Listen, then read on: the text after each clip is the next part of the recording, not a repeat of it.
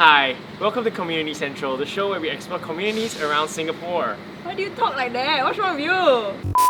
Anyway, today we're going to be exploring aquarium owners and we are going to have a very special guest with us. Correct, straight from TikTok and maybe London and Singapore. Please Bring welcome out Daisy! Woo! Pew, pew, pew, pew, pew. As you can see, she's not the most qualified person to be here, but we need our comic relief. It's okay, I got enthusiasm lah. Was I not funny enough for the past few episodes? No. You know what, I did own a fish once, it was a goldfish, it died in 3 days. You know where goldfish are from? The sea. Alright, today we'll find out more. Yes. And how to keep your fish for more than 3 days. Alright. Chop chop, Let's let's go. go.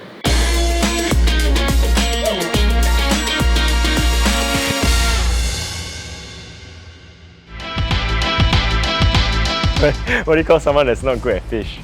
What? Idiot. Hi, I'm Zheng Wei. I'm an aquarium owner. I think the first proper kind of fish I had was when I was in primary school. Maybe like, it was a gourami. It was, inside there have some, I'll show you later. Yeah, it's like you know the small ones with like the red stripes, like the vertical stripes, and you have like the two thin kind of whiskers. Do you know? Yeah. I thought I did, and then he said whiskers, I was like, never mind. Yeah, so something like that. It's like a very typical freshwater fish. I think when you're young, like as a primary school kid, probably just looks cool. Like honestly, you know, you won't be like, oh, I love fish because they are like very unique or whatnot. It's just like, oh, it's something nice to look at. But I guess when you get older, you start to appreciate like all the different types of fish. Like, you know, within a certain group of fish, like clownfish. It's not just the Nemo you have like so many different types. What about the community in Singapore? Is there like fish Facebook groups? There are Facebook groups, there's a couple of Telegram groups that I'm part of. Yeah, it's actually more widespread than I thought. Is this considered a very expensive hobby? Like how much have you spent to date? Whoa. Tanks already are so expensive. No, actually tanks are not. Like the biggest tank I have, right, it was only $20. What? Oh. Yeah. Shopee. No, I bought it in store. But yeah, I mean some of the tanks, if you look around, they may come with all like the filters and stuff, then it might be more expensive. In general, the bigger you go, the more expensive it gets. Alright, we're gonna take a tour of the shop to find out more about fish. On to the shop! Let's go.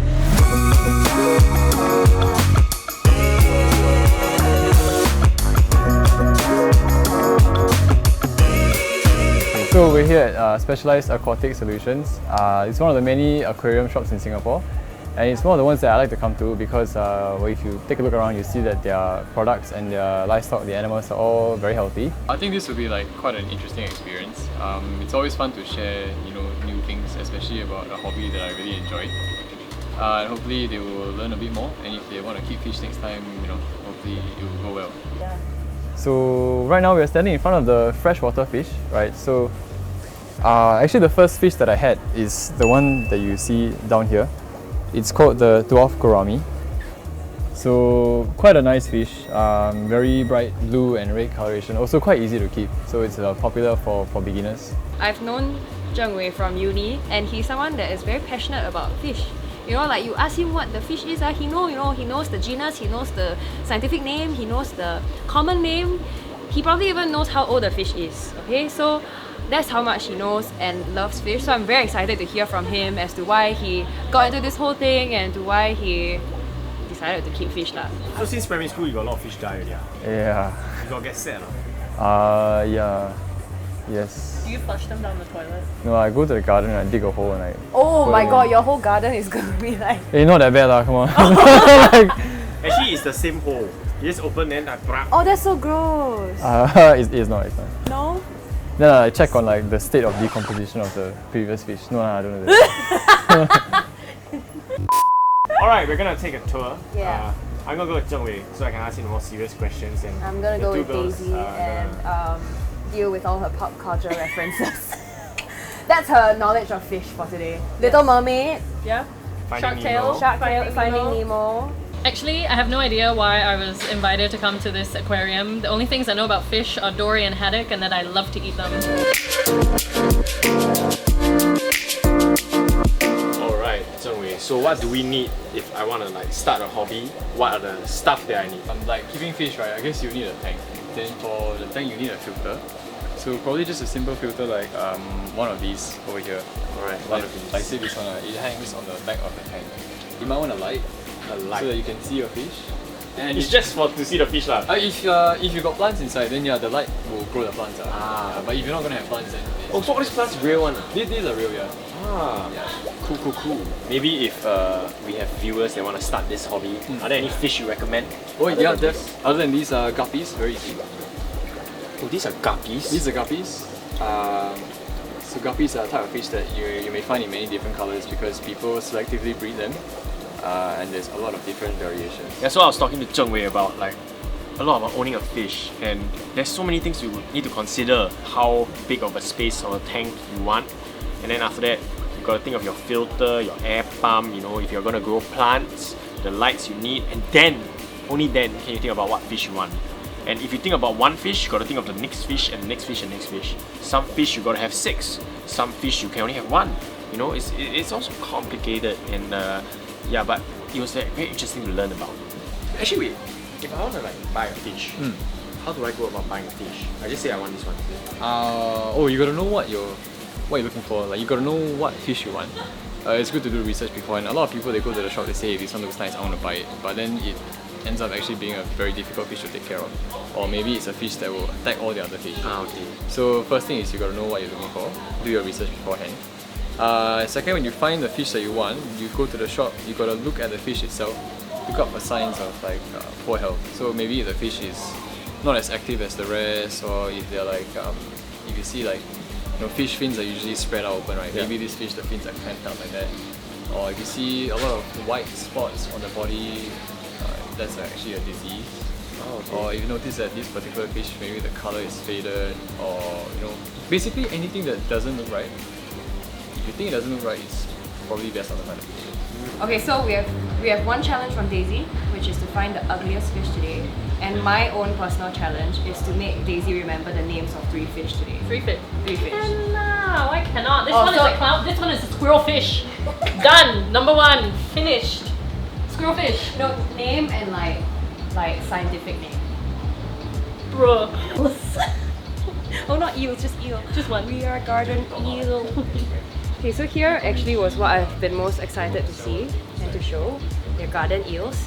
I recently saw them on one of my recent dives, and they come out of the hole, and then they're like, Are you sure you're a garden eel or is it something else? Whoa! whoa, what are you thinking? What are you thinking?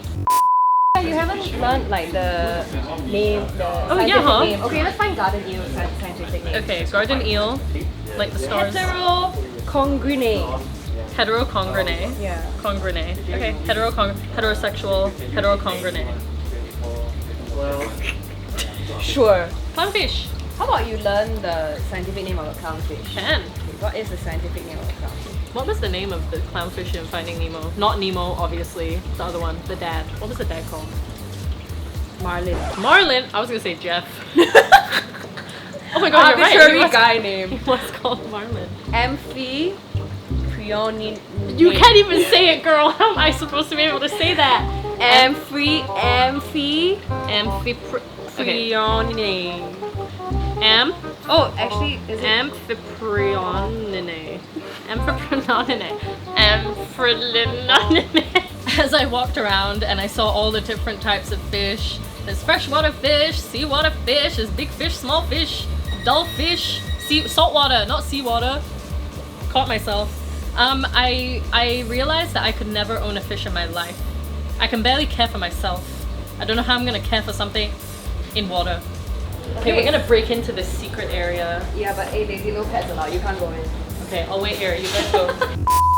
Is coral an animal or plant? It's a animal. Locking it in. Final answer. Why? Because it dies. So plants don't die? I mean, see, a very long time ago I knew the answer to this, but now I don't know. Why is it an animal and not a plant? Does it eat? It eats.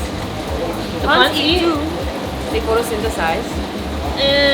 I don't know why. Lock in your answers in the comments right now. We'll give you the answer in 3, 2, 1. Okay, basically, corals are made up of small, tiny organisms that come together. Yeah. So they're like tiny animals that form a bigger structure. Okay. So that's why they're not a plant.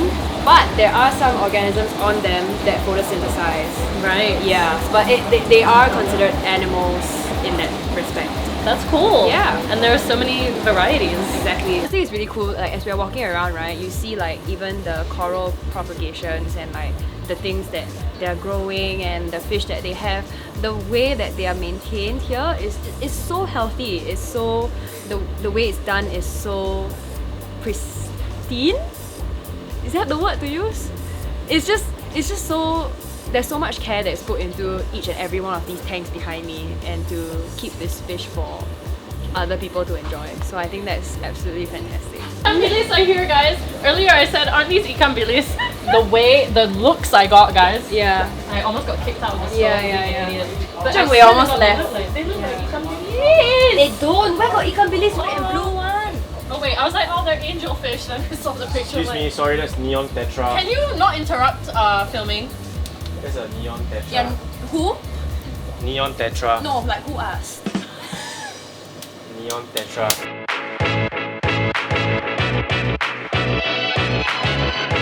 Okay, so right now, right, we've had a lot of fun in this shop, and we're here to find out the more practical aspects of keeping fish at home or being an aquarium owner. Okay, so you know a lot of people, they say like, keeping an aquarium like so scary like that, you know, like need to have all these kinds of equipment, you know, and then like I see my friends thank God like what this pump, got this, all this. Does it have to be so complicated? Well, in short, no. The answer will be no. Just think about all the systems is just like a dustbin for the fish poo and waste. So how big, how small would then relate to how many fish you want to keep and how often you want to clean your tank. Yeah, so that's kind of where I will gauge what you want to put inside your tank. So if you're an extremely lazy person, then yes, you'll become more and more complex because you'll want to put more system.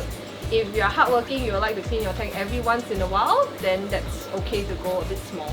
Let's say like a lot of people watch like Finding Nemo, and they want to have Nemo and Dory in the same tank. You know, they want to have Nemo and Marlin and Dory, and maybe like the guy called Scar, right? The guy, Maurice Idol? Yeah, one Okay, of those the fish, guy right? with the scarf. Yeah. They want to have that all in the same tank. So what would you say? Would you say that is doable? Well, I think the three groups of fish you already mentioned is different from different difficulty. So I think it's very, very important to know that in difficulty of fish, there's like three levels. There's the easy, difficult, and like super difficult. So we usually say what is my definition of a difficult fish would be one that it's difficult to feed, meaning they are not so susceptible to like pellet feedings. They like to eat things in the sea naturally, and also they like clean water. So that is something that is challenging to an owner. If let's say you are a bit more lazy, you will have lesser chance to clean out the water, right? So then those are really difficult fish. Easy fish would be, they kind of like eat everything. They can deal with dirty environment. So that gives you a bit of holiday time. So this is where you should go for. So when you have a small system like yours, then I will avoid actually the difficult one and the medium one as well, because these are just not going to be very easy for you to maintain.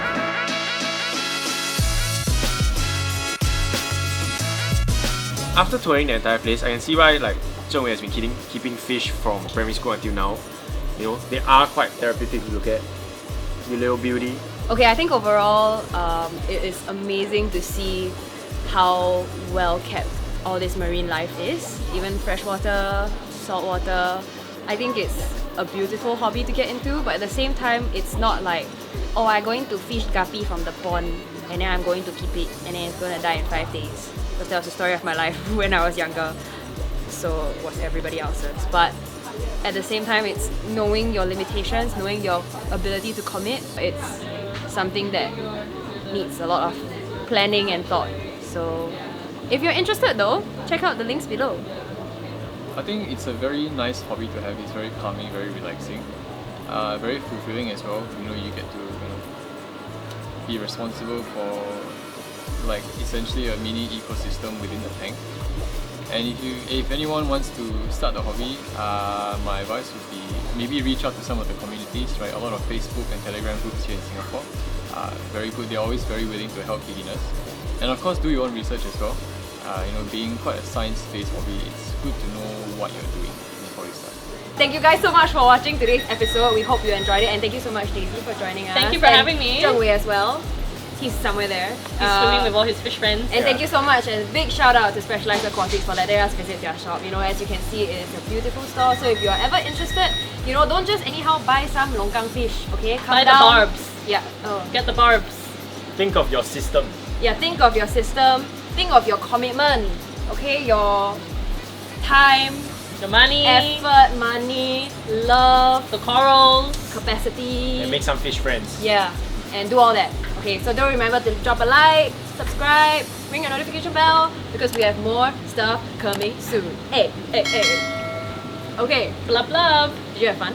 Glue glue. Glub. Did you have fun? Glub. That's yes in fish language.